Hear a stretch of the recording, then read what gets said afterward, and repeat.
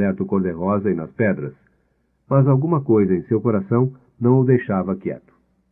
Siga sempre os sinais, dissera o velho rei. E o rapaz pensou em Fátima. Lembrou-se do que havia visto e pressentiu que estava próximo de acontecer. Com muita dificuldade, saiu do transe em que havia entrado. Levantou-se e começou a caminhar em direção às tamareiras.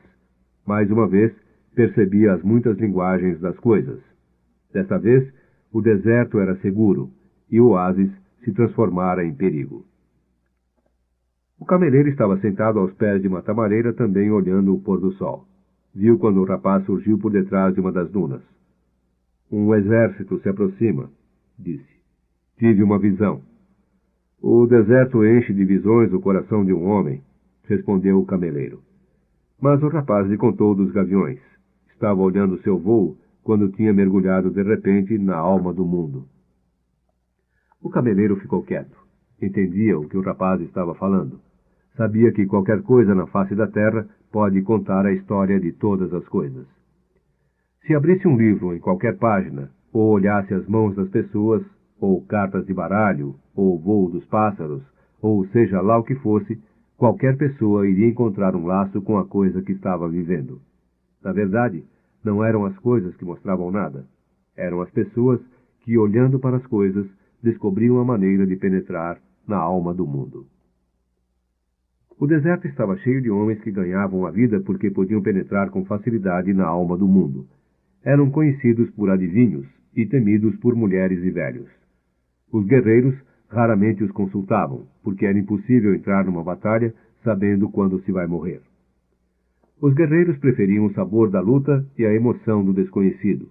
O futuro havia sido escrito por Alá, e o que quer que ele tivesse escrito era sempre para o bem do homem. Então, os guerreiros viviam apenas o presente, porque o presente era cheio de surpresas, e eles tinham que prestar atenção em muitas coisas. Onde estava a espada do inimigo? Onde estava seu cavalo? Qual o próximo golpe que devia desferir para salvar a sua vida? O cameleiro não era guerreiro e já havia consultado alguns adivinhos. Muitos disseram coisas certas, outros disseram coisas erradas. Até que um deles, o mais velho e o mais temido, perguntou por que o cameleiro estava tão interessado em saber o futuro. Para que possa fazer as coisas, respondeu o cameleiro, e mudar o que não gostaria que acontecesse. Então deixará de ser seu futuro? Respondeu o adivinho. Talvez então eu queira saber o futuro para me preparar para as coisas que virão. Se forem coisas boas, isto será uma agradável surpresa, disse o adivinho. Se forem coisas ruins, você estará sofrendo muito antes delas acontecerem. Quero saber o futuro, porque sou um homem, disse o cameleiro para o adivinho. E os homens vivem em função do seu futuro. O adivinho ficou quieto por algum tempo. Ele era especialista no jogo de varetas, que eram atiradas no chão e interpretadas da maneira que caíam. Naquele dia, ele não jogou as varetas. Envolveu-as num lenço e tornou a colocar no bolso. Ganho a vida adivinhando o futuro das pessoas, disse ele. Conheço a ciência das varetas e sei como utilizá-la para penetrar neste espaço onde tudo está escrito. Ali posso ler o passado, descobrir o que já foi esquecido e entender os sinais do presente. Quando as pessoas me consultam, eu não estou lendo o futuro, estou adivinhando o futuro. Porque o futuro pertence a Deus, e ele só o revela em circunstâncias extraordinárias. E como consigo adivinhar o futuro? Pelos sinais do presente. No presente é que está o segredo. Se você prestar atenção no presente, poderá melhorá-lo. E se você melhorar o presente, o que acontecerá depois também será melhor. Esqueça o futuro e viva cada dia de sua vida nos ensinamentos da lei e na confiança de que Deus cuida dos seus filhos. Cada dia traz em si a eternidade. O cameleiro quis saber quais as circunstâncias em que Deus permitia ver o futuro. Quando Ele mesmo o mostra. E Deus mostra o futuro raramente, e por uma única razão. É um futuro que foi escrito para ser mudado. Deus tinha mostrado um futuro ao rapaz, pensou o cameleiro, porque queria que o rapaz fosse o seu instrumento. Vá falar com os chefes tribais. disse o cameleiro. Conte dos guerreiros que se aproximam. Eles vão rir de mim. São homens do deserto, e os homens do deserto estão acostumados com os sinais. Então já devem saber. Não estão preocupados com isto. Acreditam que se tiverem que saber algo que Alá deseje lhe contar, alguma pessoa lhes dirá isto. Já aconteceu muitas vezes antes, mas hoje esta pessoa é você. O rapaz pensou em Fátima e resolveu ir ver os chefes tribais. Trago os sinais do deserto, disse ao guarda que ficava na porta da imensa tenda branca no centro do oásis. Quero ver os chefes. O guarda não disse nada. Entrou e demorou-se muito lá dentro.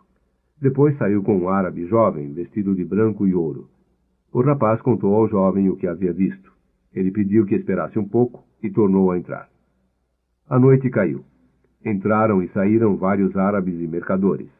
Aos poucos, as fogueiras foram se apagando e o oásis começou a ficar tão silencioso como o deserto. Só a luz da grande tenda continuava acesa.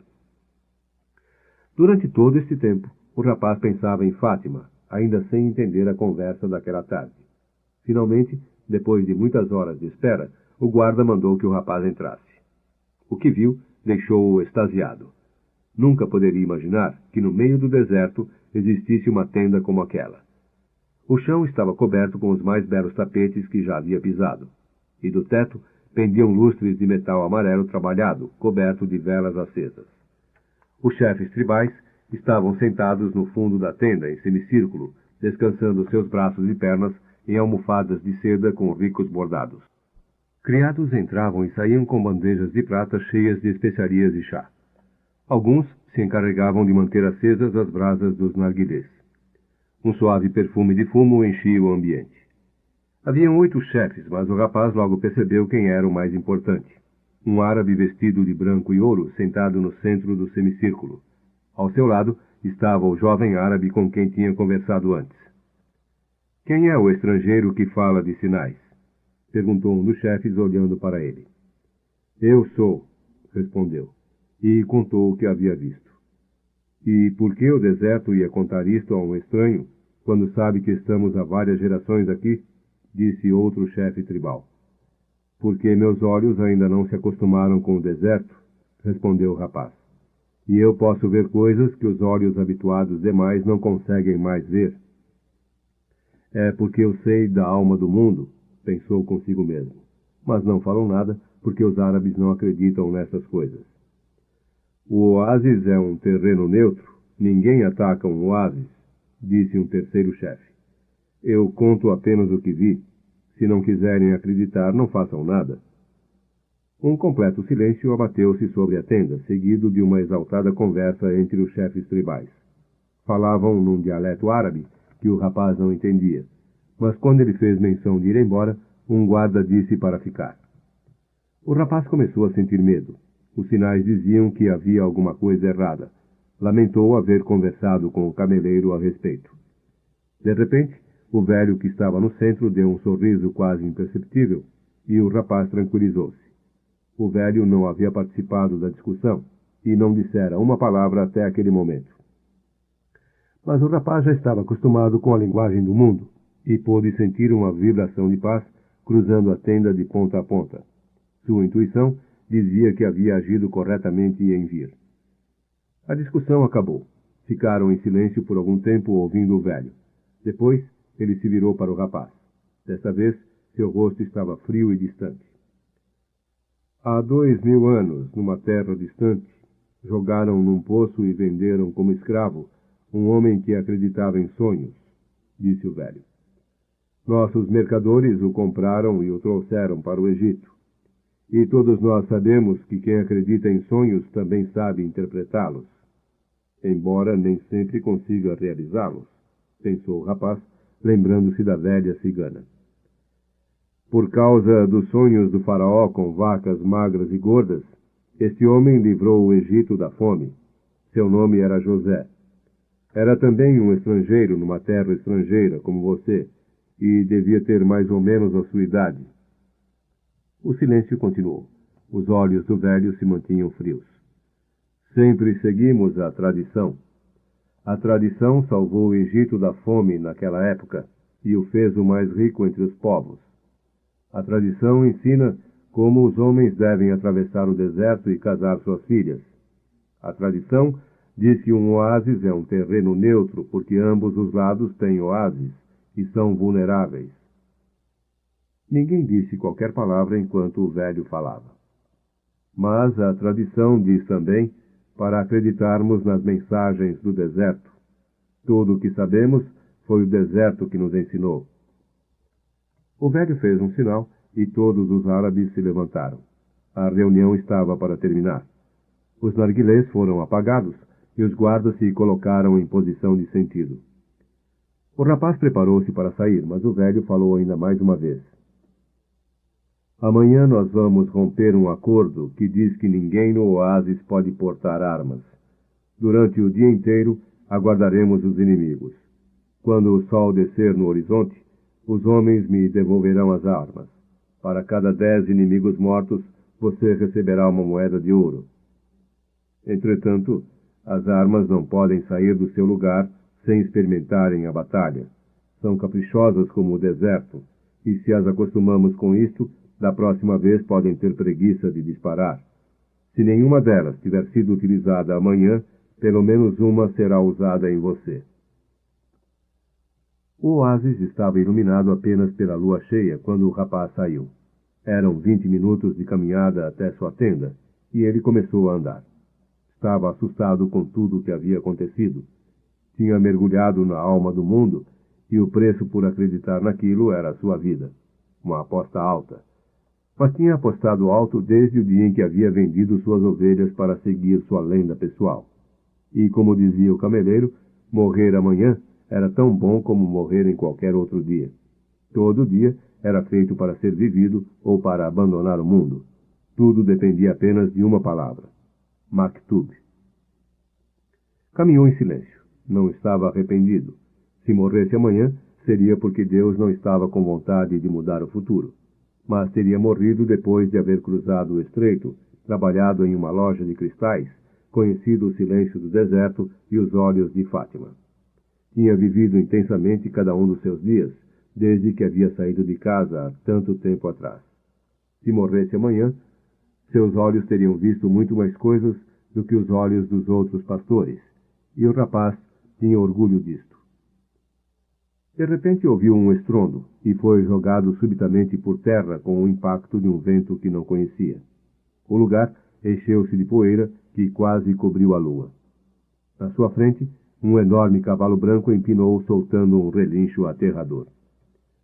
O rapaz mal podia ver o que se passava, mas quando a poeira assentou um pouco, sentiu um pavor que jamais havia sentido antes. Em cima do cavalo estava um cavaleiro todo vestido de negro, com um falcão em seu ombro esquerdo. Usava um turbante e um lenço que lhe cobria todo o rosto, deixando apenas os olhos de fora. Parecia um mensageiro do deserto, mas sua presença era mais forte do que todas as pessoas que havia conhecido na vida. O estranho cavaleiro puxou a enorme espada curva que trazia presa à sela. O aço brilhou com a luz da lua. Quem ousou ler o vôo dos gaviões? Perguntou com uma voz tão forte que pareceu ecoar entre as 50.000 tamareiras do alfaium. Eu ousei, disse o rapaz. Lembrou-se imediatamente da imagem de Santiago Matamoros, do seu cavalo branco com os infiéis sob as patas. Era exatamente assim, só que agora a situação estava invertida. Eu ousei, repetiu o rapaz e abaixou a cabeça para receber o golpe da espada. Muitas vidas serão salvas, porque vocês não contavam com a alma do mundo.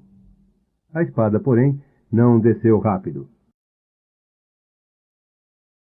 A mão do estranho foi abaixando lentamente até que a ponta da lâmina tocou na testa do rapaz. Era tão afiada que saiu uma gota de sangue. O cavaleiro estava completamente imóvel. O rapaz também. Não pensou um minuto sequer em fugir. Dentro do seu coração, uma estranha alegria tomou conta dele. Ia morrer por sua lenda pessoal. E por Fátima. Os sinais eram verdadeiros, enfim. Ali estava o inimigo, e por causa disto ele não precisava se preocupar com a morte porque havia uma alma do mundo. Daqui a pouco ele estaria fazendo parte dela, e amanhã o inimigo faria parte dela também. O estranho, porém, apenas mantinha a espada em sua testa. Por que você leu o voo dos pássaros? Li apenas o que os pássaros queriam contar. Eles querem salvar o oásis, e vocês morrerão. O oásis tem mais homens que vocês. A espada continuava em sua testa. Quem é você para mudar o destino de Alá? Alá fez os exércitos e fez também os pássaros. Alá me mostrou a linguagem dos pássaros. Tudo foi escrito pela mesma mão, disse o rapaz, lembrando as palavras do cameleiro. O estranho finalmente retirou a espada da testa. O rapaz sentiu um certo alívio, mas não podia fugir. Cuidado com as adivinhações, disse o estranho. Quando as coisas estão escritas, não há como evitá-las. Apenas vi um exército, disse o rapaz. Não vi o resultado de uma batalha.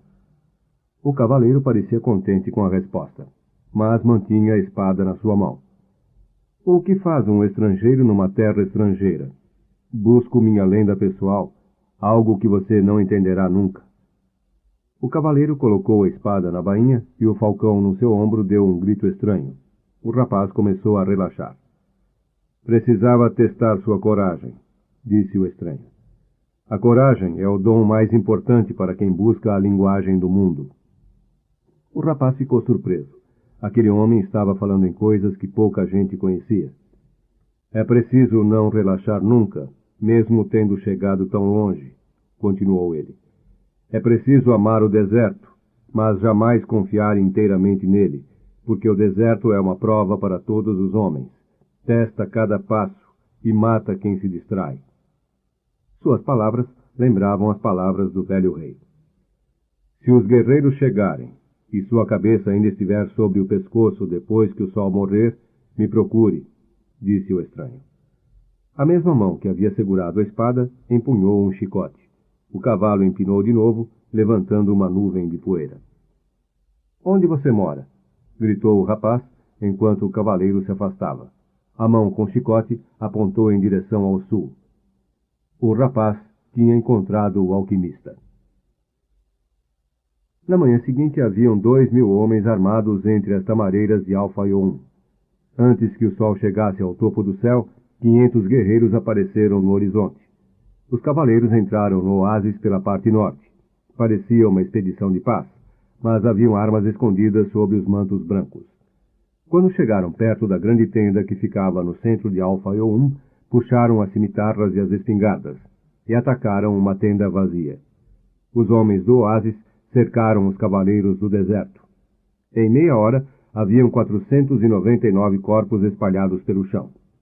As crianças estavam no outro extremo do bosque de tamareiras e não viram nada. As mulheres rezavam por seus maridos nas tendas e também não viram nada. Não fosse pelos corpos espalhados, o oásis parecia viver um dia normal. Apenas um guerreiro foi poupado, o comandante do batalhão. De tarde, ele foi conduzido diante dos chefes tribais, que lhe perguntaram por que havia rompido a tradição. O comandante disse que seus homens estavam com fome e sede, exaustos por tantos dias de batalha, e haviam decidido tomar um oásis para poder recomeçar a luta. O chefe tribal disse que sentia pelos guerreiros, mas a tradição jamais pode ser rompida. A única coisa que muda no deserto são as dunas, quando sopra o vento. Depois condenou o comandante a uma morte sem honra. Ao invés do aço ou da bala de fuzil, ele foi enforcado numa tamareira também morta. Seu corpo balançou com o vento do deserto. O chefe tribal chamou o estrangeiro e lhe deu 50 moedas de ouro. Depois, tornou a recordar a história de José no Egito e pediu para que fosse o conselheiro do oásis. Quando o sol se pôs por completo e as primeiras estrelas começaram a aparecer, não brilhavam muito porque a lua cheia continuava, o rapaz andou em direção ao sul. Havia apenas uma tenda, e alguns árabes que passavam diziam que o lugar era cheio de djinns. Mas o rapaz sentou-se e esperou durante muito tempo. O alquimista apareceu quando a lua já estava alto no céu. Trazia 2 gaviões mortos no ombro. Aqui estou, disse o rapaz. Não devia estar, respondeu o alquimista. Ou sua lenda pessoal era chegar até aqui. Existe uma guerra entre os clãs, não é possível cruzar o deserto. O alquimista desceu do seu cavalo e fez um sinal para que o rapaz entrasse com ele na tenda. Era uma tenda igual a todas as outras que havia conhecido no oásis, exceto a grande tenda central que tinha o luxo dos contos de fada. Ele procurou os aparelhos e fornos de alquimia, mas não encontrou nada. Havia apenas uns poucos livros empilhados, um fogão para cozinhar e os tapetes cheios de desenhos misteriosos. Sente-se que vou preparar um chá, disse o alquimista, e comeremos juntos estes gaviões. O rapaz suspeitou que eram os mesmos pássaros que havia visto no dia anterior, mas não disse nada. O alquimista acendeu o fogo e, em pouco tempo, um delicioso cheiro de carne enchia a tenda. Era melhor que o perfume dos narguilés. Por que quis me ver? Disse o rapaz. Por causa dos sinais? Respondeu o alquimista. O vento me contou que você viria e que ia precisar de ajuda. Não sou eu. É o outro estrangeiro, o inglês. Ele é que o estava buscando. Ele tem que encontrar outras coisas antes de me encontrar. Mas está no caminho certo. Passou a olhar o deserto. E eu? Quando se quer uma coisa, todo o universo conspira para que a pessoa consiga realizar seu sonho, disse o alquimista, repetindo as palavras do velho rei. O rapaz entendeu. Outro homem estava no seu caminho para conduzi-lo até sua lenda pessoal. Então você vai me ensinar? Não. Você já sabe de tudo o que precisa. Vou apenas lhe fazer seguir em direção ao seu tesouro. Existe uma guerra entre os clãs, repetiu o rapaz. Eu conheço o deserto. Já encontrei meu tesouro. Tenho um camelo, o dinheiro das lojas de cristais e 50 moedas de ouro. Posso ser um homem rico na minha terra. Mas nada disto está perto das pirâmides, disse o alquimista. Tenho Fátima. É um tesouro maior que todo este que consegui juntar. Também ela não está perto das pirâmides. Comeram os gaviões em silêncio. O alquimista abriu uma garrafa e derramou um líquido vermelho no copo do rapaz. Era vinho, um dos melhores vinhos que havia tomado em sua vida. Mas o vinho era proibido pela lei. O mal não é o que entra na boca do homem, disse o alquimista. O mal é o que sai dela. O rapaz começou a sentir-se alegre com o vinho, mas o alquimista lhe inspirava medo. Sentaram-se do lado de fora da tenda, olhando o brilho da lua que ofuscava as estrelas. Beba e se distraia um pouco, disse o alquimista, notando que o rapaz começava a ficar cada vez mais alegre. Repouse como um guerreiro sempre repousa antes do combate. Mas não esqueça que o seu coração está onde está o seu tesouro, e que seu tesouro precisa ser encontrado para que tudo isso que você descobriu no caminho possa fazer sentido. Amanhã venda seu camelo e compre um cavalo. Os camelos são traiçoeiros, andam milhares de passos e não dão qualquer sinal de cansaço. De repente, porém, ajoelham e morrem. Os cavalos vão se cansando aos poucos, e você poderá saber sempre o quanto pode pedir deles, ou a época em que vão morrer. Na noite seguinte, o rapaz apareceu com um cavalo na tenda do alquimista. Esperou um pouco e ele apareceu, montado em seu animal, e com o falcão no ombro esquerdo. Mostre-me a vida no deserto, disse o alquimista. Só quem acha vida pode encontrar tesouros. Começaram a caminhar pelas areias com a lua ainda brilhando sobre os dois. Não sei se vou conseguir encontrar vida no deserto, pensou o rapaz. Não conheço ainda o deserto. Quis virar-se e dizer isso ao alquimista, mas tinha medo dele. Chegaram ao lugar de pedras onde o rapaz havia visto os gaviões no céu. Entretanto, tudo era silêncio e vento. Não consigo encontrar vida no deserto, disse o rapaz. Sei que ela existe, mas não consigo encontrá-la. A vida atrai a vida, respondeu o alquimista. E o rapaz entendeu. Na mesma hora, soltou as rédeas de seu cavalo e ele saiu livremente pelas pedras e areia. O alquimista seguia em silêncio, e o cavalo do rapaz andou por quase meia hora. Já não podiam mais ver as tamareiras do oásis, apenas a lua gigantesca no céu e as rochas brilhando com a cor prata. De repente, num lugar onde jamais havia estado antes, o rapaz notou que seu cavalo parava. Aqui existe vida, respondeu o rapaz ao alquimista. Não conheço a linguagem do deserto, mas meu cavalo conhece a linguagem da vida. Desmontaram. O alquimista não disse nada. Começou a olhar as pedras, caminhando devagar. De repente ele parou e abaixou-se com todo cuidado. Havia um buraco no chão entre as pedras. O alquimista enfiou a mão dentro do buraco e depois enfiou o braço até o ombro. Alguma coisa se mexeu lá dentro, e os olhos do alquimista, ele só podia ver os olhos, se encolheram de esforço e tensão.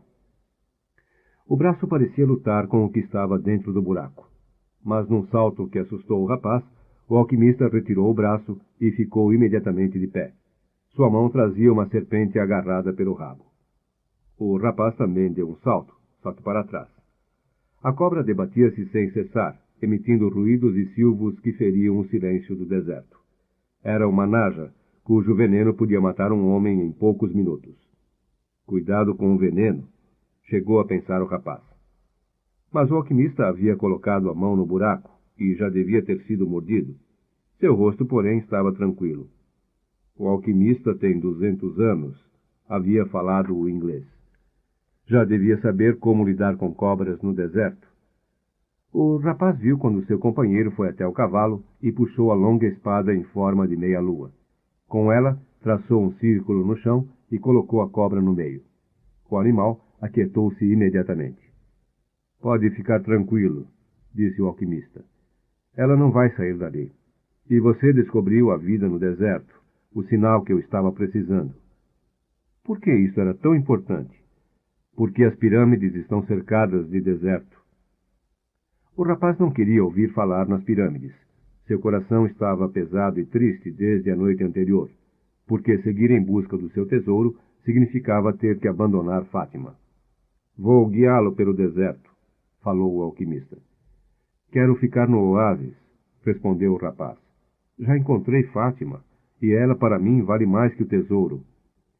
Fátima é uma mulher do deserto, disse o alquimista. Sabe que os homens devem partir para poderem voltar. Ela já encontrou seu tesouro, você. Agora espera que você encontre o que busca. E se eu resolver ficar? Será o conselheiro do oásis. Tem ouro suficiente para comprar muitas ovelhas e muitos camelos. Vai casar-se com Fátima e viverão felizes o primeiro ano. Aprenderá a amar o deserto e vai conhecer cada uma das 50.000 tamareiras. Perceberá como elas crescem, mostrando um mundo que muda sempre. E irá cada vez entender mais os sinais, porque o deserto é um mestre melhor que todos os mestres. No segundo ano, você se lembrará que existe um tesouro. Os sinais começarão a falar insistentemente sobre isto, e você tentará ignorá-los. Usará seu conhecimento apenas para o bem-estar do oásis e dos seus habitantes. Os chefes tribais lhe agradecerão por isto. Os seus camelos lhe trarão riqueza e poder. No terceiro ano, os sinais continuarão a falar sobre seu tesouro e sua lenda pessoal. Você vai ficar noites e noites andando pelo oásis, e Fátima será uma mulher triste, porque fez com que seu caminho fosse interrompido. Mas você lhe dará amor e será correspondido. Você vai se lembrar que ela jamais pediu que ficasse, porque uma mulher do deserto sabe esperar seu homem. Por isso não vai culpá-la. Mas vai andar muitas noites pelas areias do deserto e por entre as tamareiras, pensando que talvez pudesse ter ido adiante, ter confiado mais no seu amor por Fátima. Porque o que o manteve no oásis foi seu próprio medo de não voltar nunca. E a esta altura, os sinais lhe indicarão que seu tesouro está enterrado para sempre. No quarto ano, os sinais o abandonarão, porque você não quis ouvi-los. Os chefes tribais irão entender isto, e você será destituído do conselho. A esta altura, será um rico comerciante com muitos camelos e muitas mercadorias, mas passará o resto dos seus dias vagando entre as tamareiras e o deserto, sabendo que não cumpriu sua lenda pessoal, e que agora é tarde demais para isto. Sem jamais compreender que o amor nunca impede um homem de seguir sua lenda pessoal. Quando isto acontece, é porque não era o verdadeiro amor, aquele que fala a linguagem do mundo. O alquimista desfez o círculo no chão e a cobra correu e desapareceu entre as pedras. O rapaz lembrava o mercador de cristais que sempre quis ir a Meca e o inglês que buscava um alquimista. O rapaz lembrava de uma mulher que confiou no deserto e o deserto um dia lhe trouxe a pessoa que desejava amar. Montaram em seus cavalos, e desta vez foi o rapaz que seguiu o alquimista. O vento trazia os ruídos do oásis, e ele tentava identificar a voz de Fátima. Naquele dia, não tinha ido ao poço por causa da batalha. Mas esta noite, enquanto olhavam uma cobra dentro de um círculo, o estranho cavaleiro com seu falcão no ombro havia falado de amor e de tesouros, das mulheres do deserto e da sua lenda pessoal. "Vou com você", disse o rapaz. E, imediatamente, sentiu paz no seu coração. "Partimos amanhã, antes que o sol nasça", foi a única resposta do alquimista. O rapaz passou a noite inteira em claro. 2 horas antes do amanhecer, acordou um dos rapazes que dormia na sua tenda e pediu para lhe mostrar onde morava Fátima. Saíram juntos e foram até lá. Em troca, o rapaz lhe deu dinheiro para comprar uma ovelha. Depois pediu que descobrisse onde Fátima dormia e que lhe acordasse e dissesse que o rapaz a estava esperando. O jovem árabe fez isto e, em troca, ganhou dinheiro para comprar outra ovelha. "Agora deixe-nos a sós", disse o rapaz ao jovem árabe, que voltou à sua tenda para dormir, orgulhoso de haver ajudado o conselheiro do oásis, e contente por ter dinheiro para comprar ovelhas. Fátima apareceu na porta da tenda. Os dois saíram para andar entre as tamareiras.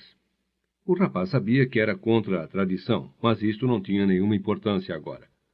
"Vou partir", disse, "e quero que saiba que vou voltar." "Eu te amo porque não diga nada", interrompeu Fátima. "Ama-se porque se ama. Não há qualquer razão para amar." Mas o rapaz continuou. "Eu te amo porque tive um sonho. Encontrei um rei. Vendi cristais. Cruzei o deserto. Os clãs declararam guerra e estive num poço para saber onde morava um alquimista. Eu te amo porque todo o universo conspirou para que eu chegasse até você." Os dois se abraçaram. Era a primeira vez que um corpo tocava no outro. "Voltarei", repetiu o rapaz. "Antes eu olhava o deserto com desejo", disse Fátima. "Agora será com esperança. Meu pai um dia partiu, mas voltou para minha mãe e continua voltando sempre." E não disseram mais nada. Andaram um pouco entre as tamareiras e o rapaz a deixou na porta da tenda. "Voltarei como seu pai voltou para sua mãe", disse. Reparou que os olhos de Fátima estavam cheios d'água. "Você chora?" "Sou uma mulher do deserto", disse ela, escondendo o rosto. "Mas, acima de tudo, sou uma mulher."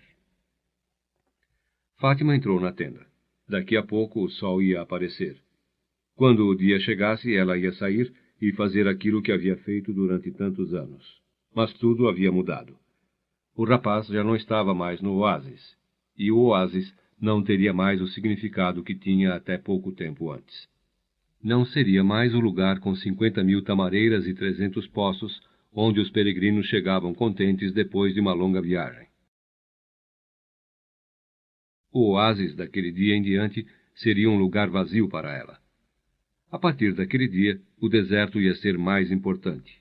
Iria olhar para ele sempre, tentando saber qual estrela o rapaz estava seguindo em busca do tesouro. Haveria de mandar seus beijos pelo vento, na esperança de que ele tocasse o rosto do rapaz e lhe contasse que estava viva, esperando por ele, como uma mulher espera um homem de coragem, que segue em busca de sonhos e tesouros. A partir daquele dia, o deserto ia ser apenas uma coisa: a esperança de sua volta.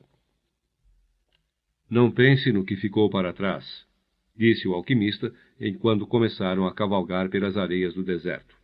"Tudo está gravado na alma do mundo, e ali permanecerá para sempre."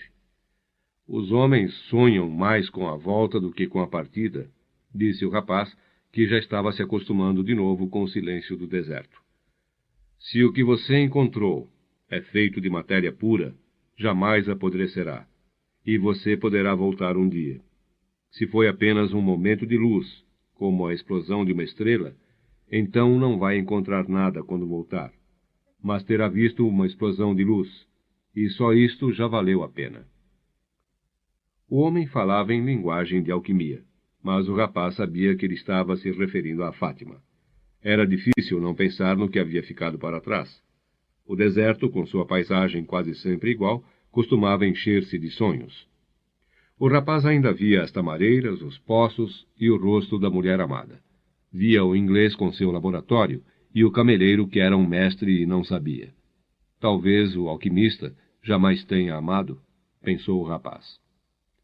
O alquimista cavalgava na sua frente com o falcão nos ombros. Falcão conhecia bem a linguagem do deserto, e quando paravam, ele saía do ombro do alquimista e voava em busca de alimento. No primeiro dia trouxe uma lebre. No segundo dia, trouxe 2 pássaros. De noite, estendiam seus cobertores e não acendiam fogueiras. As noites do deserto eram frias e foram ficando escuras à medida que a lua começou a diminuir no céu. Durante uma semana andaram em silêncio, conversando apenas sobre as precauções necessárias para evitar os combates entre os clãs. A guerra continuava, e o vento às vezes trazia o cheiro adocicado de sangue. Alguma batalha havia sido travada por perto, e o vento recordava ao rapaz que havia a linguagem dos sinais, sempre pronta para mostrar o que seus olhos não conseguiam ver. Quando completaram 7 dias de viagem, o alquimista resolveu acampar mais cedo do que de costume. O falcão saiu em busca de caça, e ele tirou o cantil de água e ofereceu ao rapaz. Você agora está quase no final da viagem, disse o alquimista. Meus parabéns por haver seguido sua lenda pessoal. E você está me guiando em silêncio, disse o rapaz. Pensei que ia me ensinar aquilo que sabe. Faz algum tempo que estive no deserto com um homem que tinha livros de alquimia, mas não consegui aprender nada. Só existe uma maneira de aprender, respondeu o alquimista. É através da ação. Tudo o que você precisava saber, a viagem lhe ensinou. Falta apenas uma coisa. O rapaz quis saber o que era, mas o alquimista manteve os olhos fixos no horizonte, esperando pela volta do falcão. Por que o chamam de alquimista? Porque sou. E o que havia de errado com os outros alquimistas que buscaram ouro e não conseguiram? Buscavam apenas ouro, respondeu seu companheiro. Buscavam o tesouro de sua lenda pessoal, sem desejarem viver a própria lenda. O que me falta saber? Insistiu o rapaz. Mas o alquimista continuou olhando o horizonte. Depois de algum tempo, o falcão retornou com a comida. Cavaram um buraco e acenderam a fogueira dentro dele para que ninguém pudesse ver a luz das chamas. Sou um alquimista porque sou um alquimista, disse ele, enquanto preparavam a comida. Aprendi a ciência de meus avós, que aprenderam de seus avós, e assim até a criação do mundo. Naquela época, toda a ciência da grande obra podia ser escrita numa simples esmeralda. Mas os homens não deram importância às coisas simples e começaram a escrever tratados, interpretações e estudos filosóficos. Começaram também a dizer que sabiam melhor o caminho que os outros. Mas a tábua da esmeralda continua viva até hoje. O que estava escrito na tábua da esmeralda? Quis saber o rapaz. O alquimista começou a desenhar na areia, e não demorou mais do que 5 minutos. Enquanto ele desenhava, o rapaz lembrou-se do velho rei e da praça onde haviam se encontrado um dia. Parecia que tinham se passado muitos e muitos anos. Isto estava escrito na tábua da esmeralda, disse o alquimista quando acabou de escrever. O rapaz aproximou-se e leu as palavras na areia. É um código, disse o rapaz, um pouco decepcionado com a tábua da esmeralda. Parece com os livros do inglês? Não, respondeu o alquimista. É como o voo dos gaviões. Não deve ser compreendido simplesmente pela razão. A tábua da esmeralda é uma passagem direta para a alma do mundo. Os sábios entenderam que este mundo natural é apenas uma imagem e uma cópia do paraíso. A simples existência deste mundo é a garantia de que existe um mundo mais perfeito que ele. Deus o criou para que, através de coisas visíveis, os homens pudessem compreender seus ensinamentos espirituais e as maravilhas de sua sabedoria. Isto é que eu chamo de ação. Devo entender a tábua da esmeralda? Perguntou o rapaz. Talvez. Se você estivesse num laboratório de alquimia, agora seria o momento certo para estudar a melhor maneira de entender a tábua da esmeralda. Entretanto, você está no deserto. Então mergulhe no deserto. Ele serve para compreender o mundo tanto como qualquer outra coisa sobre a face da terra. Você nem precisa de entender o deserto. Basta contemplar um simples grão de areia e verá nele todas as maravilhas da criação. Como faço para mergulhar no deserto? Escute seu coração. Ele conhece todas as coisas, porque veio da alma do mundo, e um dia retornará para ela. Andaram em silêncio mais 2 dias. O alquimista estava muito mais cauteloso, porque se aproximavam da zona de combates mais violentos. E o rapaz procurava escutar seu coração. Era um coração difícil. Antes estava acostumado a partir sempre, e agora queria chegar a todo custo. Às vezes, seu coração ficava muitas horas contando histórias de saudades. Outras vezes, se emocionava com o nascer do sol no deserto e fazia o rapaz chorar escondido. O coração batia mais rápido quando falava para o rapaz sobre o tesouro, e ficava mais vagaroso quando os olhos do rapaz se perdiam no horizonte sem fim do deserto. Mas nunca estava em silêncio, mesmo que o rapaz não trocasse uma palavra com o alquimista. Por que temos que escutar o coração? Perguntou o rapaz quando acamparam aquele dia. Porque onde ele estiver, é onde estará o seu tesouro. Meu coração é agitado, disse o rapaz. Tem sonhos, se emociona e está apaixonado por uma mulher do deserto. Ele me pede coisas e não me deixa dormir muitas noites quando penso nela. É bom. Seu coração está vivo. Continue a ouvir o que ele tem para dizer. Nos 3 dias seguintes, os 2 passaram por alguns guerreiros e viram outros guerreiros no horizonte. O coração do rapaz começou a falar sobre o medo. Contava para o rapaz histórias que tinha ouvido da alma do mundo, histórias de homens que foram em busca de seus tesouros e jamais o encontraram. Às vezes, assustava o rapaz com o pensamento de que poderia não conseguir o tesouro ou poderia morrer no deserto. Outras vezes, dizia para o rapaz que já estava satisfeito, que já havia encontrado um amor e muitas moedas de ouro. Meu coração é traiçoeiro, disse o rapaz ao alquimista quando eles pararam para descansar um pouco os cavalos. Não quer que eu continue. Isso é bom, respondeu o alquimista. Prova que seu coração está vivo. É natural ter medo de trocar por um sonho tudo aquilo que já se conseguiu. Então, para que devo escutar meu coração? Porque você não vai conseguir jamais mantê-lo calado. E mesmo que finja não escutar o que ele diz, ele estará dentro do seu peito, repetindo sempre o que pensa sobre a vida e o mundo. Mesmo que ele seja traiçoeiro? A traição é o golpe que você não espera. Se você conhecer bem seu coração, ele jamais conseguirá isto. Porque você conhecerá seus sonhos e seus desejos, e saberá lidar com eles. Ninguém consegue fugir do seu coração. Por isso, é melhor escutar o que ele fala, para que jamais venha um golpe que você não espera. O rapaz continuou a escutar seu coração enquanto caminhavam pelo deserto. Passou a conhecer suas artimanhas e seus truques, e passou a aceitá-lo como era. Então o rapaz deixou de ter medo, e deixou de ter vontade de voltar, porque certa tarde o seu coração lhe disse que estava contente. Mesmo que eu reclame um pouco, dizia seu coração, é porque eu sou um coração de homem, e os corações de homens são assim. Têm medo de realizar seus maiores sonhos, porque acham que não o merecem ou não vão consegui-los. Nós, os corações, morremos de medo só de pensar em amores que partiram para sempre, em momentos que poderiam ter sido bons e que não foram, em tesouros que poderiam ter sido descobertos e ficaram para sempre escondidos na areia. Porque quando isto acontece, terminamos sofrendo muito. Meu coração tem medo de sofrer, disse o rapaz para o alquimista, uma noite em que olhavam o céu sem lua. Diga para ele que o medo de sofrer é pior do que o próprio sofrimento, e que nenhum coração jamais sofreu quando foi em busca de seus sonhos, porque cada momento de busca é um momento de encontro com Deus e com a eternidade. Cada momento de busca é um momento de encontro, disse o rapaz ao seu coração. Enquanto procurei meu tesouro, todos os dias foram dias luminosos, porque eu sabia que cada hora fazia parte do sonho de encontrar. Enquanto procurei este meu tesouro, descobri no caminho coisas que jamais teria sonhado encontrar se não tivesse tido a coragem de tentar coisas impossíveis aos pastores.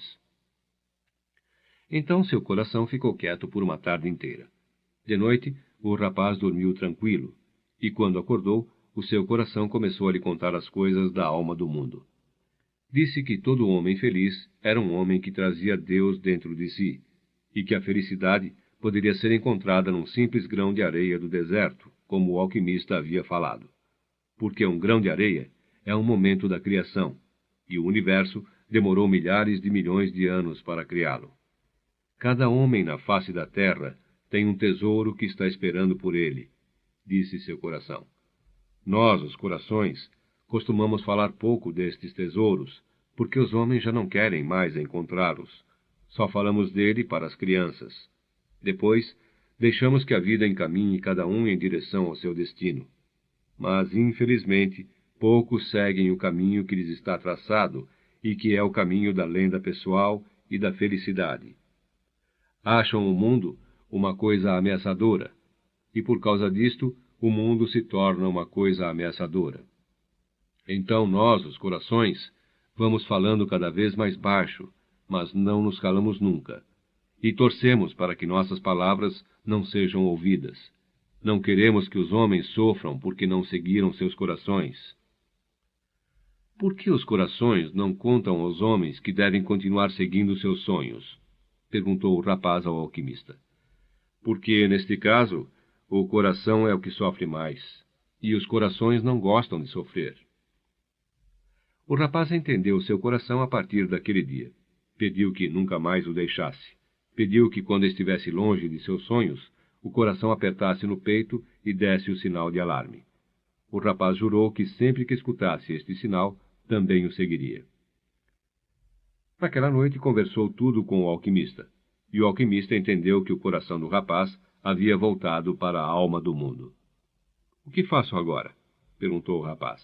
— Siga em direção às pirâmides, disse o alquimista, e continue atento aos sinais.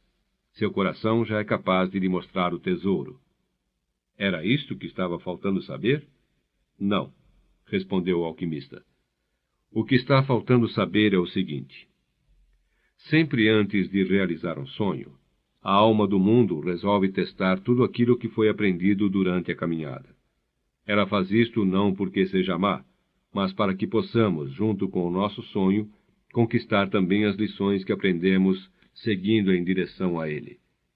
É o momento em que a maior parte das pessoas desiste. É o que chamamos, em linguagem do deserto, de morrer de sede quando as tamareiras já apareceram no horizonte. Uma busca começa sempre com a sorte de principiante e termina sempre com a prova do conquistador. O rapaz lembrou-se de um velho provérbio de sua terra.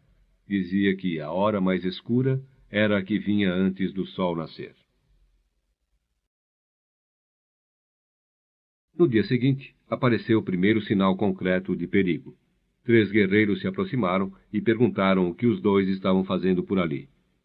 Vim caçar com o meu falcão, respondeu o alquimista. Precisamos revistá-los para ver se não levam armas, disse um dos guerreiros. O alquimista desceu devagar de seu cavalo. O rapaz fez o mesmo. Para que tanto dinheiro? Perguntou o guerreiro quando viu a bolsa do rapaz. Para chegar ao Egito, disse ele. O guarda que estava revistando o alquimista encontrou um pequeno frasco de cristal cheio de líquido e um ovo de vidro amarelado, pouco maior que o ovo de uma galinha. — Que são estas coisas? Perguntou o guarda. — É a pedra filosofal e o elixir da longa vida. É a grande obra dos alquimistas. Quem tomar este elixir jamais ficará doente. E uma lasca desta pedra transforma qualquer metal em ouro. Os guardas riram para valer, e o alquimista riu com eles. Tinham achado a resposta muito engraçada, e os deixaram partir sem maiores contratempos com todos os seus pertences. — Você está louco? Perguntou o rapaz ao alquimista, quando já haviam se distanciado bastante. — Para que você fez isto? — Para mostrar a você uma simples lei do mundo, respondeu o alquimista. Quando temos os grandes tesouros diante de nós, nunca percebemos. E sabe por quê? porque os homens não acreditam em tesouros. Continuaram andando pelo deserto. A cada dia que passava, o coração do rapaz ia ficando mais silencioso. Já não queria saber das coisas passadas ou das coisas futuras. Contentava-se em contemplar também o deserto e beber junto com o rapaz da alma do mundo. Ele e seu coração tornaram-se grandes amigos. Um passou a ser incapaz de trair o outro. Quando o coração falava, era para dar estímulo e força ao rapaz, que às vezes achava terrivelmente maçante os dias de silêncio. O coração contou-lhe pela primeira vez suas grandes qualidades. Sua coragem ao abandonar as ovelhas, ao viver sua lenda pessoal, e seu entusiasmo na loja de cristais. Contou-lhe também mais uma coisa, que o rapaz nunca havia notado. Os perigos que passaram perto e que ele nunca tinha percebido. Seu coração disse que certa vez havia escondido a pistola que ele havia roubado do pai, pois havia uma grande chance de que se ferisse com ela. E lembrou um dia que o rapaz havia passado mal em pleno campo, vomitando, e depois dormido por muito tempo. Haviam 2 assaltantes mais adiante que estavam planejando roubar suas ovelhas e assassiná-lo. Mas como o rapaz não aparecia, resolveram ir embora, achando que ele tinha mudado de rota. Os corações sempre ajudam os homens? Perguntou o rapaz ao alquimista. Só os que vivem sua lenda pessoal. Mas ajudam muito as crianças, os bêbados e os velhos. Quer dizer então que não há perigo? Quer dizer apenas que os corações se esforçam ao máximo, respondeu o alquimista. Certa tarde passaram pelo acampamento de um dos clãs. Haviam árabes em vistosas roupas brancas, com armas encilhadas em todos os cantos. Os homens fumavam narguilé e conversavam sobre os combates. Ninguém prestou maior atenção aos 2 viajantes. Não há qualquer perigo, disse o rapaz, quando já tinham se afastado um pouco do acampamento. O alquimista ficou furioso. Confie em seu coração, disse, mas não se esqueça de que você está no deserto.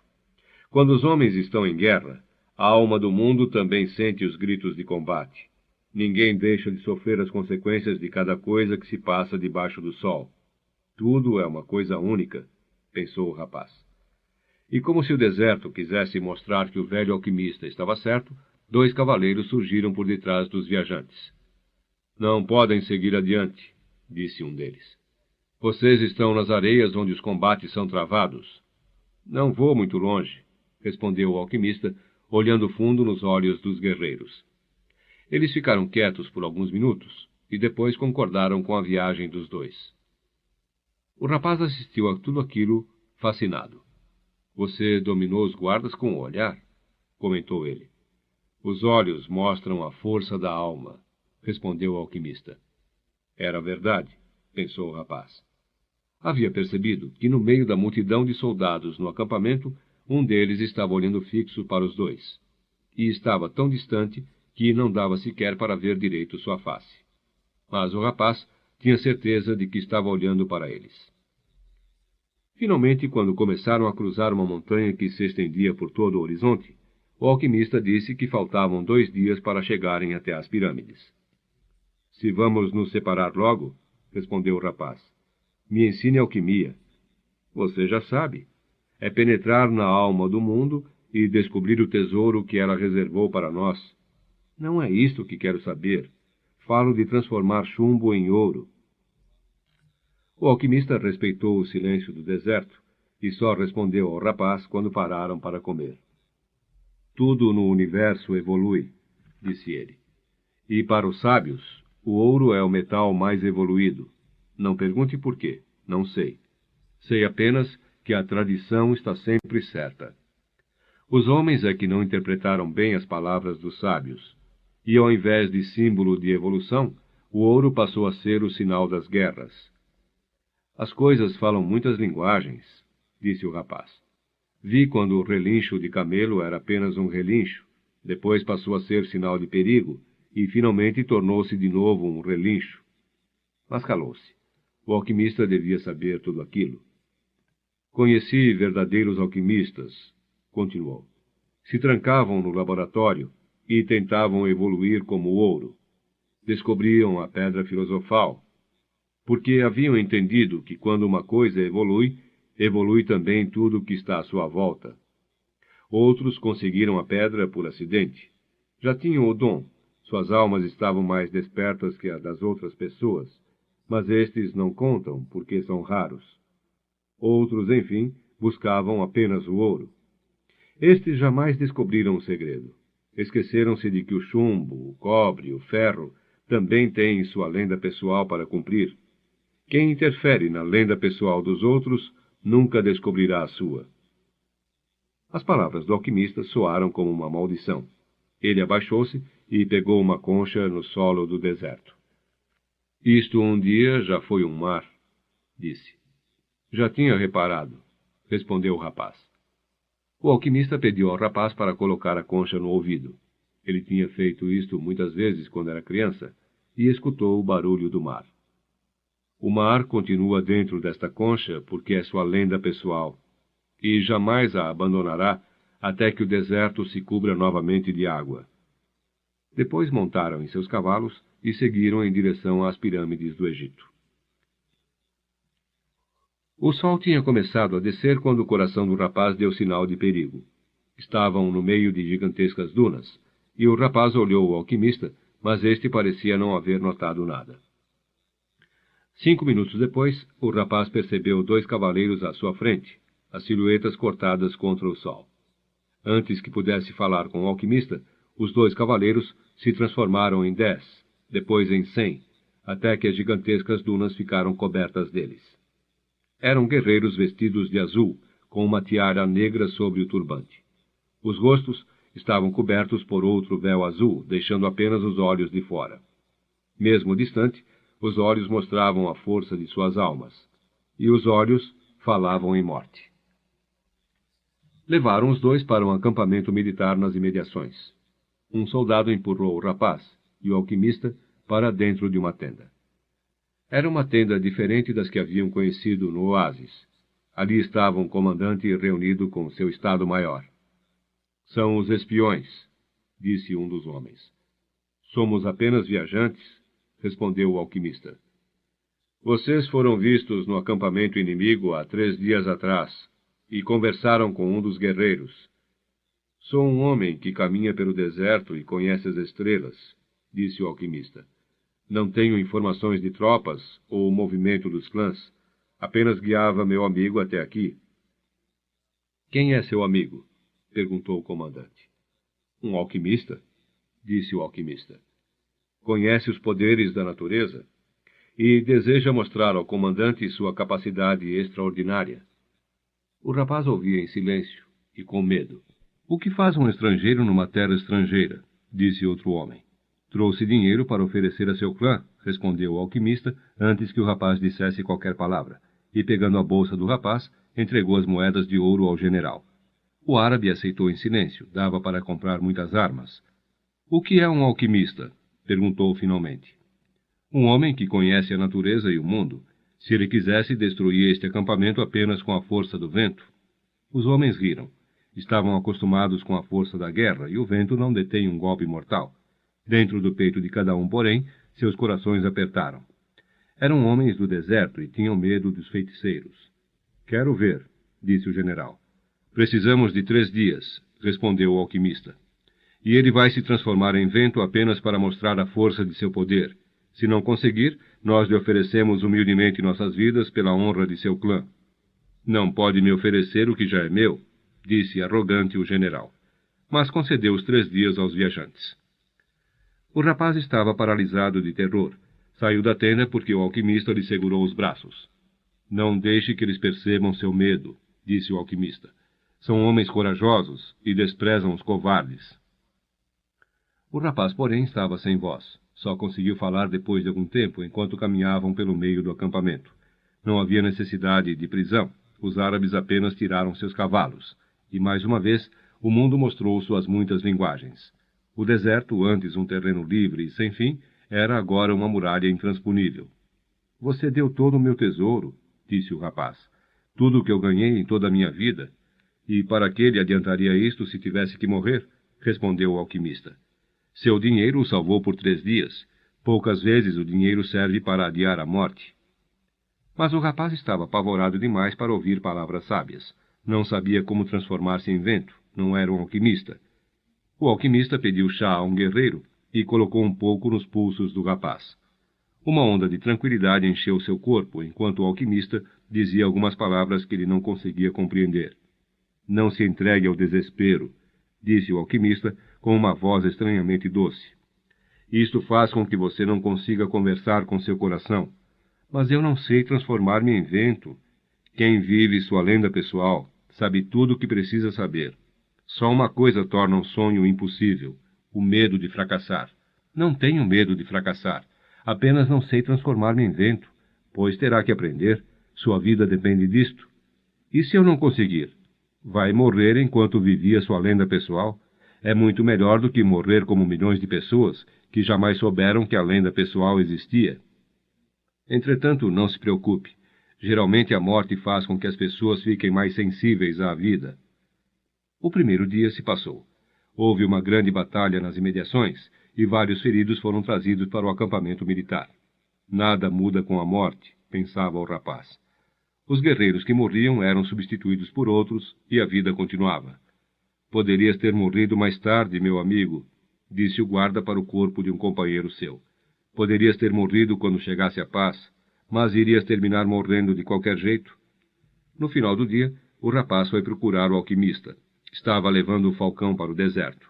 Não sei transformar-me em vento, repetiu o rapaz. Lembre-se do que eu lhe disse, de que o mundo é apenas a parte visível de Deus, de que a alquimia é trazer para o plano material a perfeição espiritual. O que você faz? Alimento o meu falcão. Se eu não conseguir transformar-me em vento, nós vamos morrer, disse o rapaz. Para que alimentar o falcão? Quem vai morrer é você, disse o alquimista. Eu sei transformar-me em vento. No segundo dia, o rapaz foi para o alto de uma rocha que ficava perto do acampamento. As sentinelas o deixaram passar. Já ouviram falar do bruxo que se transformava em vento e não queriam chegar perto dele. Além disso, o deserto era uma grande e intransponível muralha. Ficou o resto da tarde do segundo dia olhando o deserto. Escutou seu coração. E o deserto escutou seu medo. Ambos falavam a mesma língua. No terceiro dia, o general reuniu-se com os principais comandantes. Vamos ver o garoto que se transforma em vento, disse o general ao alquimista. Vamos ver, respondeu o alquimista. O rapaz os conduziu até o lugar onde havia estado no dia anterior. Então pediu que todos se sentassem. Vai demorar um pouco, disse o rapaz. Não temos pressa, respondeu o general. Somos homens do deserto. O rapaz começou a olhar o horizonte à sua frente. Havia montanhas ao longe, havia dunas, rochas e plantas rasteiras que insistiam em viver onde a sobrevivência era impossível. Ali estava o deserto que ele havia percorrido durante tantos meses e que, mesmo assim, só conhecia uma parte muito pequena. Nesta pequena parte ele havia encontrado ingleses, caravanas, guerras de clãs e um oásis com 50.000 tamareiras e 300 poços. O que você quer aqui hoje? Perguntou o deserto. Já não nos contemplamos o suficiente ontem? Em algum ponto, você guarda a pessoa que eu amo, disse o rapaz. Então, quando olho suas areias, contemplo também a ela. Quero voltar a ela, e preciso de sua ajuda para transformar-me em vento. O que é o amor? Perguntou o deserto. O amor é quando o falcão voa sobre suas areias, porque para ele, você é um campo verde e ele nunca voltou sem caça. Ele conhece suas rochas, suas dunas e suas montanhas, e você é generoso com ele. O bico do falcão tira pedaços de mim, disse o deserto. Durante anos eu cultivo sua caça, alimento com a pouca água que tenho, mostro onde está a comida, e um dia desce o falcão do céu, justamente quando eu ia sentir o carinho da caça sobre minhas areias. Ele carrega tudo aquilo que eu criei. Mas foi para isto que você criou a caça? Respondeu o rapaz. Para alimentar o falcão, e o falcão alimentará o homem, e o homem então alimentará um dia tuas areias, de onde a caça tornará a surgir. Assim move-se o mundo. É isto o amor? É isto o amor. É o que faz a caça transformar-se em falcão, o falcão em homem, e o homem de novo em deserto.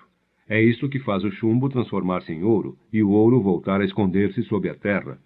Não entendo suas palavras, disse o deserto. Então entenda que em algum lugar de suas areias uma mulher me espera, e para isto tenho que transformar-me em vento. O deserto ficou em silêncio por alguns instantes. Eu lhe dou minhas areias para que o vento possa soprar, mas sozinho não posso fazer nada. Peça ajuda ao vento. Uma pequena brisa começou a soprar. Os comandantes olhavam o rapaz ao longe, falando uma linguagem que eles não conheciam. O alquimista sorria. O vento chegou perto do rapaz e tocou seu rosto. Havia escutado sua conversa com o deserto, porque os ventos sempre conhecem tudo. Percorriam o mundo sem um lugar onde nascer e sem um lugar onde morrer. Me ajude, disse o rapaz ao vento. Certo dia escutei em você a voz da minha amada. Quem lhe ensinou a falar a linguagem do deserto e do vento? Meu coração, respondeu o rapaz.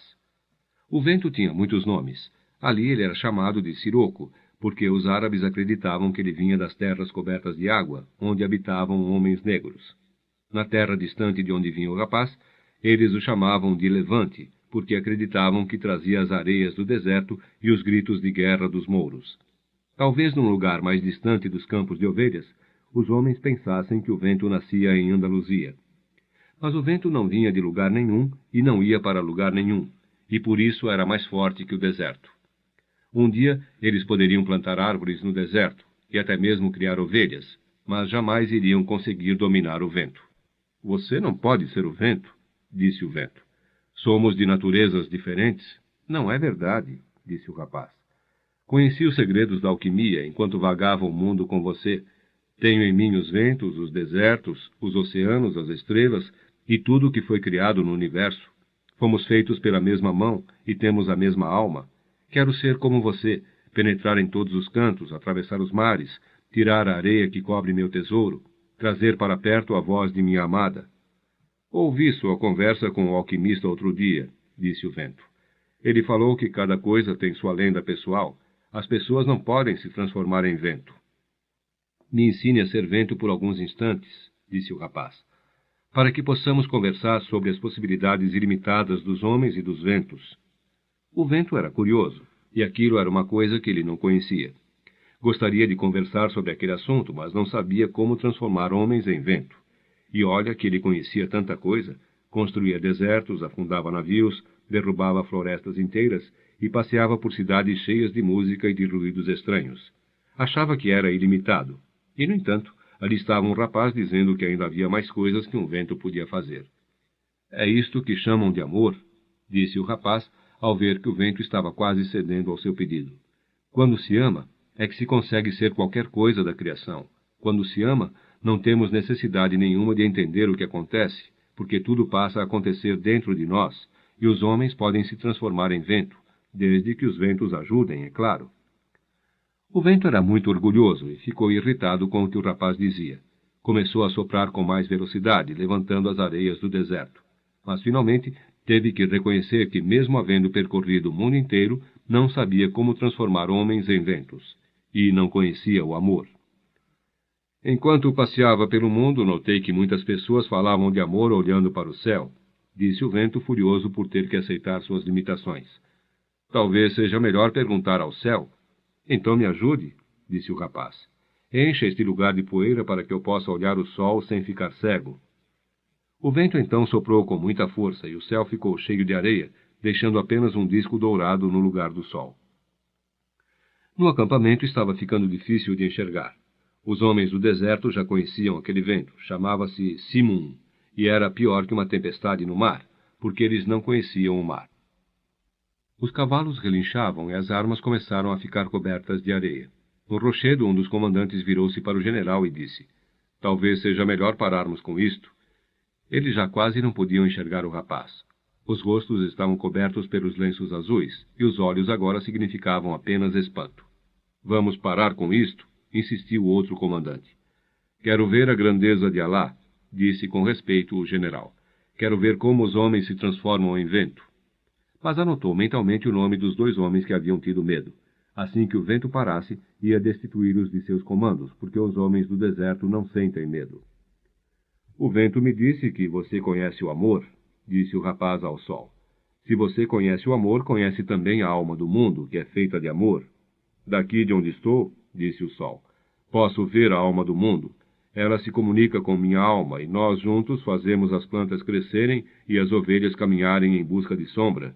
Daqui de onde estou, e estou muito longe do mundo, aprendi a amar. Sei que se eu me aproximar um pouco mais da terra, tudo o que está nela morrerá, e a alma do mundo deixará de existir.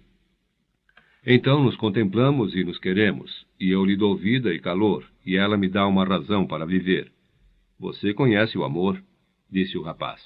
E conheço a alma do mundo, porque conversamos muito nesta viagem sem fim pelo universo. Ela me fala que seu maior problema é que até hoje só os minerais e os vegetais entenderam que tudo é uma coisa só, e para isto não precisa que o ferro seja igual ao cobre e que o cobre seja igual ao ouro. Cada um cumpre sua função exata nesta coisa única, e tudo seria uma sinfonia de paz se a mão que escreveu tudo isto tivesse parado no 5º dia da criação. Mas houve um 6º dia, disse o Sol. Você é sábio porque vê tudo à distância, respondeu o rapaz. Mas não conhece o amor. Se não houvesse um 6º dia da criação, não haveria o homem, e o cobre seria sempre cobre, e o chumbo seria sempre chumbo. Cada um tem sua lenda pessoal, é verdade, mas um dia esta lenda pessoal será cumprida.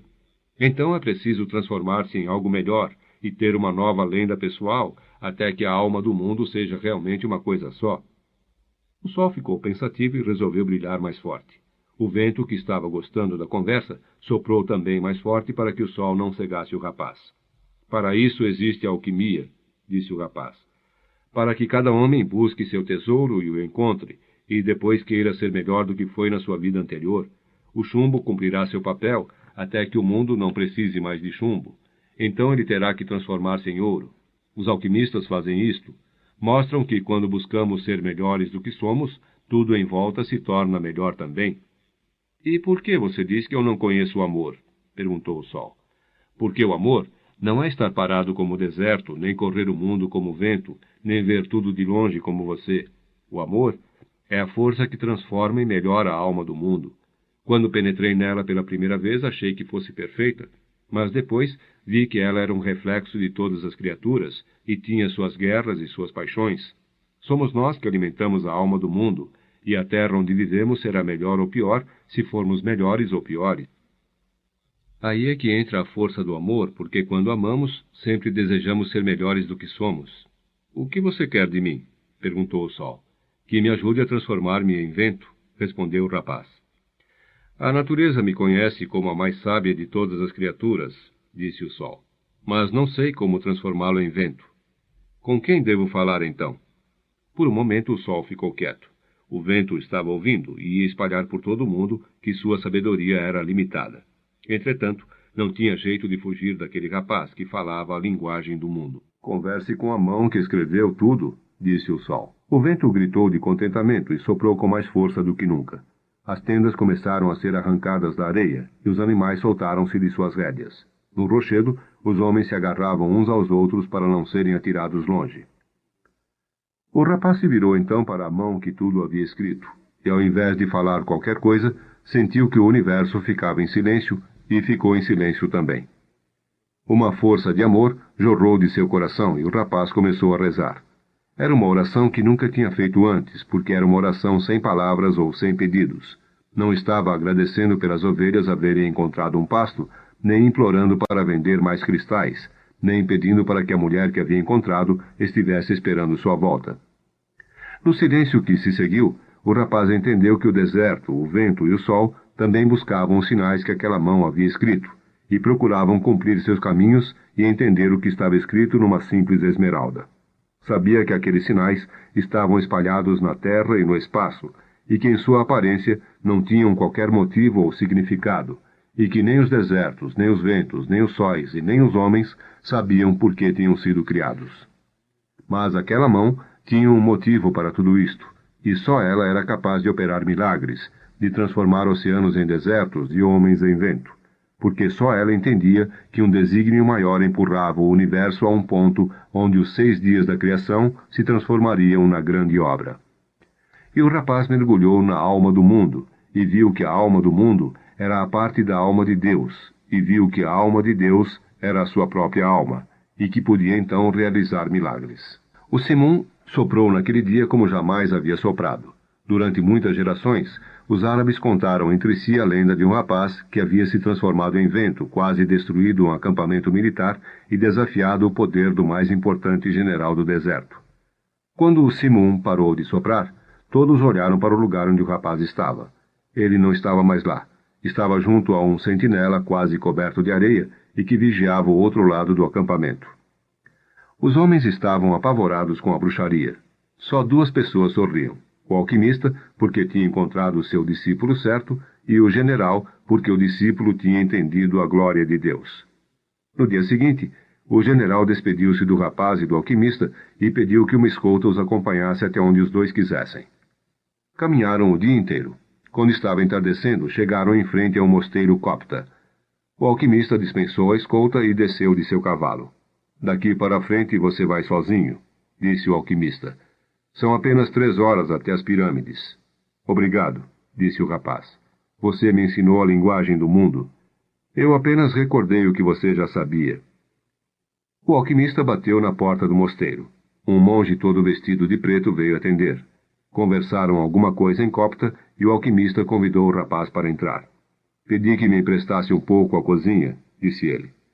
Foram até a cozinha do mosteiro. O alquimista acendeu o fogo e o monge trouxe um pouco de chumbo que o alquimista derreteu dentro de um vaso de ferro. Quando o chumbo tinha virado líquido, o alquimista tirou do seu saco aquele estranho ovo de vidro amarelado. Raspou uma camada do tamanho de um fio de cabelo, envolveu-o em cera e atirou na panela com o chumbo. A mistura ganhou uma cor vermelha como sangue.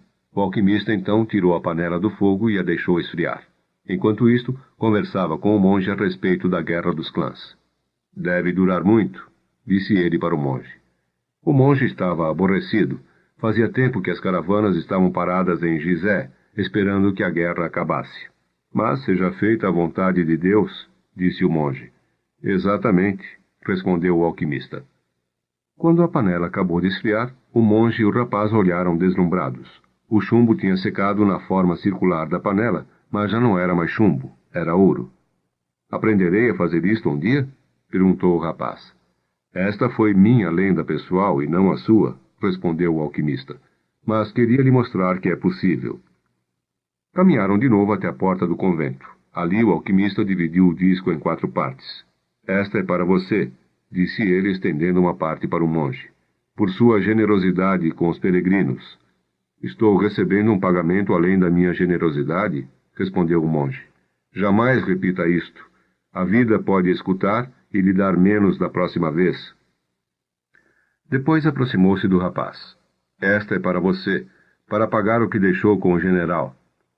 O rapaz ia dizer que era muito mais do que havia deixado com o general, mas ficou quieto porque tinha ouvido o comentário do alquimista com o monge. Esta é para mim, disse o alquimista guardando uma parte. Porque tenho que voltar pelo deserto e existe uma guerra entre os clãs. Então pegou o 4º pedaço e deu de novo para o monge. Esta é para o rapaz, caso ele necessite. Mas estou indo em busca do meu tesouro, disse o rapaz. Estou perto dele agora, e tenho certeza que irá encontrá-lo, falou o alquimista. Então por que isto? Porque você já perdeu 2 vezes, com o ladrão e com o general, o dinheiro que ganhou em sua viagem.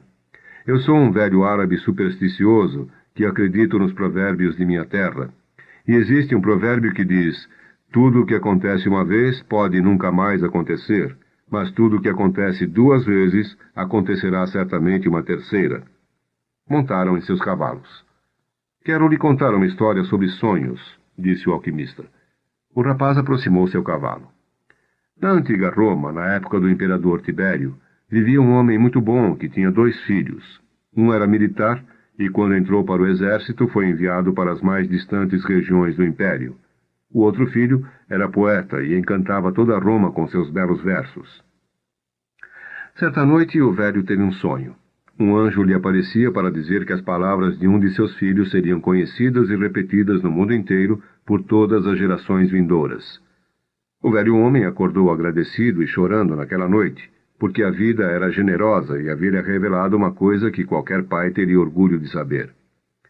Pouco tempo depois, o velho morreu ao tentar salvar uma criança que ia ser esmagada pelas rodas de uma carruagem. Como tinha se comportado de maneira correta e justa por toda a sua vida, foi direto para o céu, e encontrou-se com o anjo que havia aparecido em seu sonho. Você foi um homem bom, disse-lhe o anjo. Viveu sua existência com amor e morreu com dignidade. Posso realizar agora qualquer desejo que tenha. A vida também foi boa para mim, respondeu o velho. Quando você apareceu em um sonho, senti que todos os meus esforços estavam justificados, porque os versos de meu filho ficarão entre os homens pelos séculos vindouros. Nada tenho a pedir para mim. Entretanto, todo pai se orgulharia de ver a fama de alguém que ele cuidou quando criança e educou quando jovem.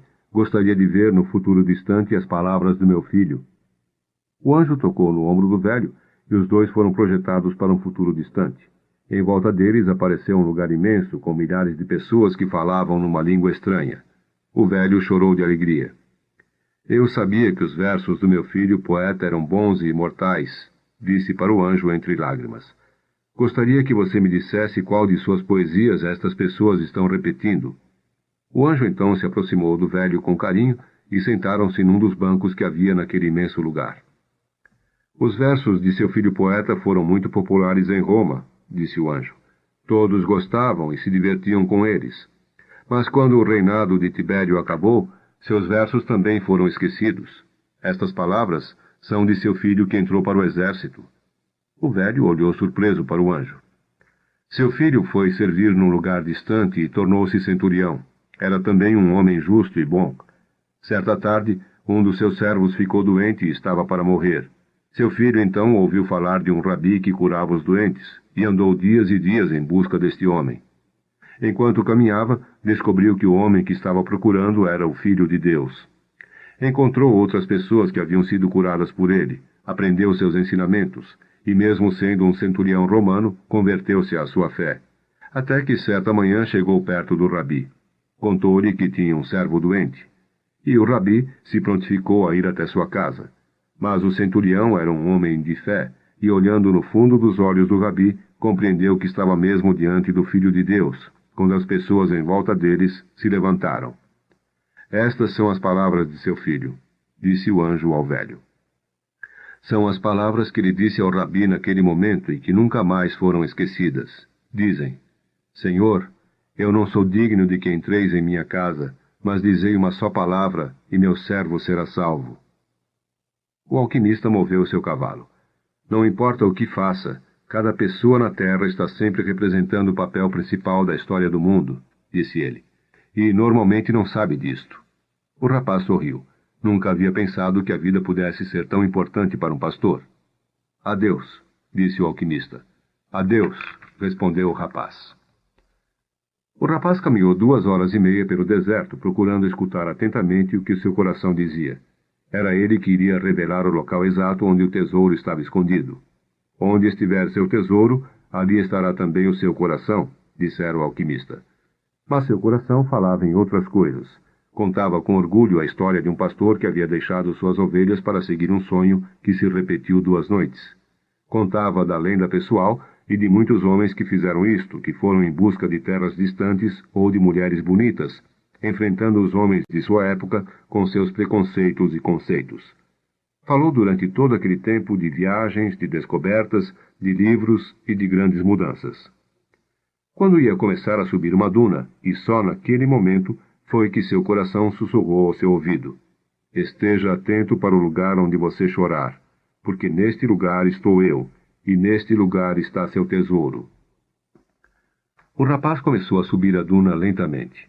O céu, coberto de estrelas, mostrava de novo uma lua cheia. Haviam caminhado 1 mês pelo deserto.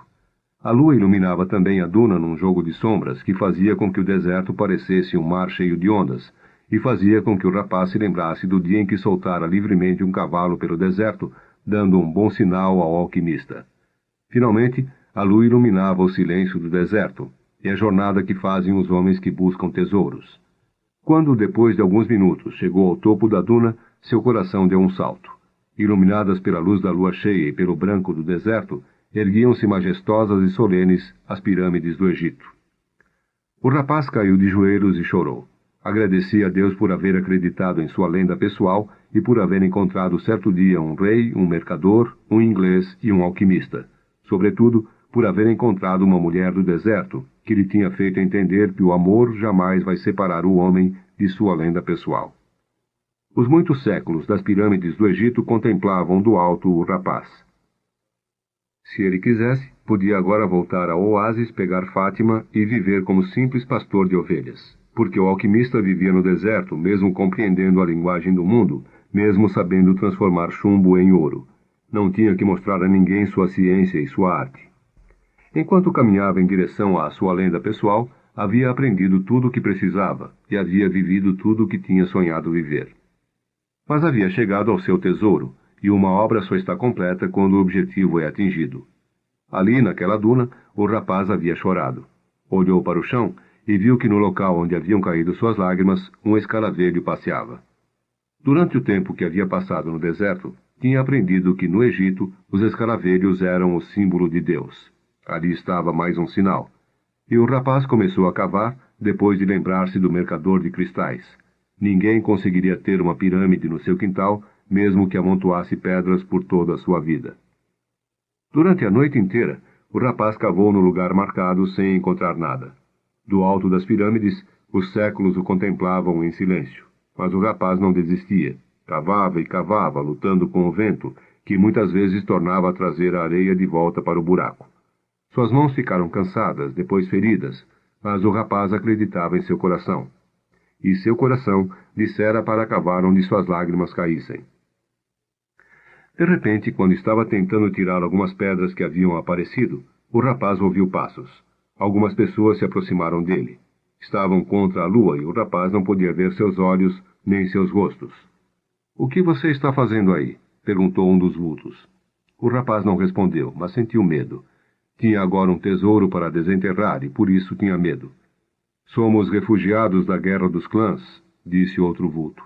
Precisamos saber o que você esconde aí, precisamos de dinheiro. Não escondo nada, respondeu o rapaz. Mas um dos recém-chegados agarrou-o e o puxou para fora do buraco. Outro começou a revistar seus bolsos, e encontraram um pedaço de ouro. Ele tem ouro, disse um dos salteadores. A lua iluminou a face de quem o estava revistando, e ele viu em seus olhos a morte. Deve haver mais ouro escondido no chão, disse outro, e obrigaram o rapaz a cavar. O rapaz continuou cavando e não havia nada. Então começaram a bater no rapaz. Espancaram o rapaz até que aparecessem no céu os primeiros raios de sol. Sua roupa ficou em frangalhos e ele sentiu que a morte estava próxima. De que adianta o dinheiro se tiver que morrer? Poucas vezes o dinheiro é capaz de livrar alguém da morte, dissera o alquimista. Estou procurando um tesouro, gritou finalmente o rapaz. E mesmo com a boca ferida e inchada de pancadas, contou aos salteadores que havia sonhado 2 vezes com um tesouro escondido junto das pirâmides do Egito. O que parecia o chefe ficou um longo tempo em silêncio. Depois falou com um deles. Pode deixá-lo. Ele não tem mais nada. Deve ter roubado este ouro. O rapaz caiu com o rosto na areia. 2 olhos procuraram os seus. Era o chefe dos salteadores. Mas o rapaz estava olhando as pirâmides. Vamos embora, disse o chefe para os outros. Depois virou-se para o rapaz. Você não vai morrer, disse. Vai viver e aprender que o homem não pode ser tão estúpido. Aí, nesse lugar onde você está, eu também tive um sonho repetido há quase 2 anos atrás. Sonhei que devia ir até os campos da Espanha, buscar uma igreja em ruínas onde os pastores costumavam dormir com suas ovelhas e que tinha um sicômoro crescendo dentro da sacristia. Se eu cavasse na raiz desse sicômoro, haveria de encontrar um tesouro escondido. Mas não sou estúpido de cruzar um deserto só porque tive um sonho repetido. Depois foi embora. O rapaz levantou-se com dificuldade e olhou mais uma vez para as pirâmides. As pirâmides sorriram para ele, e ele sorriu de volta, com o coração repleto de felicidade. Havia encontrado o tesouro. Epílogo. O rapaz chamava-se Santiago. Chegou na pequena igreja abandonada quando já estava quase anoitecendo. O sicômoro ainda continuava na sacristia, e ainda se podiam ver as estrelas através do teto semidestruído. Lembrou-se que certa vez havia estado ali com suas ovelhas e que tinha sido uma noite tranquila, exceto pelo sonho. Agora ele estava sem o seu rebanho, Ao invés disto, trazia uma pá. Ficou muito tempo olhando o céu. Depois tirou do alforje uma garrafa de vinho e bebeu. Lembrou-se da noite no deserto, quando tinha também olhado as estrelas e bebido vinho com o alquimista. Pensou nos muitos caminhos que tinha andado e a maneira estranha de Deus lhe mostrar o tesouro. Se não tivesse acreditado em sonhos repetidos, não tinha encontrado a cigana, nem o rei, nem o salteador, nem... Bom, a lista é muito grande. Mas o caminho estava escrito pelos sinais, e eu não tinha como errar, disse para si mesmo. Dormiu sem perceber, e quando acordou, o sol já ia alto. Então começou a escavar a raiz do sicômoro. Velho bruxo, pensava o rapaz. Você sabia de tudo. Deixou até mesmo um pouco de ouro para que eu pudesse voltar até esta igreja. O monge riu quando me viu voltar em frangalhos. Não podia me poupar isto? Não, ele escutou o vento dizer.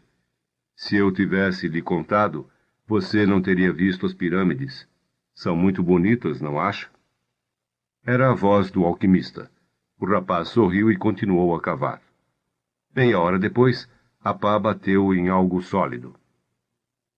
Uma hora depois, ele tinha diante de si um baú cheio de velhas moedas de ouro espanholas. Havia também pedrarias, máscaras de ouro com penas brancas e vermelhas, ídolos de pedra cravejados de brilhantes. Peças de uma conquista que o país já havia esquecido há muito tempo e que o conquistador se esquecera de contar para seus filhos. O rapaz tirou o urim e o tumim do alforje. Tinha utilizado as duas pedras apenas uma vez, quando estava certa manhã no mercado. A vida e o seu caminho estiveram sempre cheios de sinais. Guardou o urim e o tumim no baú de ouro. Eram também parte de seu tesouro, porque lembravam um velho rei que jamais tornaria a encontrar. Realmente a vida é generosa com quem vive sua lenda pessoal, pensou o rapaz. Então lembrou-se de que tinha que ir até Tarifa e dar 1/10 daquilo tudo para a cigana. Como são espertos os ciganos, pensou. Talvez fosse porque viajavam tanto. Mas o vento voltou a soprar. Era o levante, o vento que vinha da África. Não trazia o cheiro do deserto, nem a ameaça de invasão dos mouros. Ao invés disto, trazia um perfume que ele conhecia bem, e o som de um beijo, que veio vindo devagar, devagar, até parar em seus lábios. O rapaz sorriu. Era a primeira vez que ela fazia isto. Estou indo, Fátima, disse ele. Fim do livro O Alquimista, de Paulo Coelho.